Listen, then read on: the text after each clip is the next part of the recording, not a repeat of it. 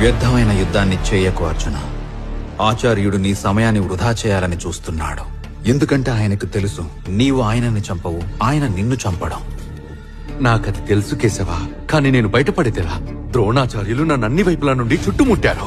నిన్ను ఆచార్యుడు చుట్టుముడతాడు, ఎందుకంటే ఆయన లక్ష్యం నీవే. కానీ నీ లక్ష్యం ఏమిటి?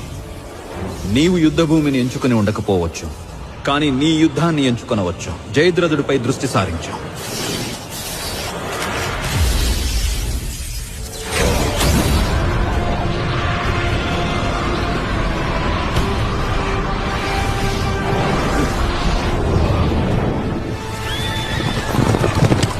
అర్జునా, శత్రువును ఓడించకుండానే వెళ్లిపోతున్నావా? నువ్వు నా దగ్గర నేర్చుకున్నది ఇదేనా? తమరి వద్ద నేర్చుకున్న విద్యనే నేను ఇప్పుడు ఆచరిస్తున్నాను ఆచార్య.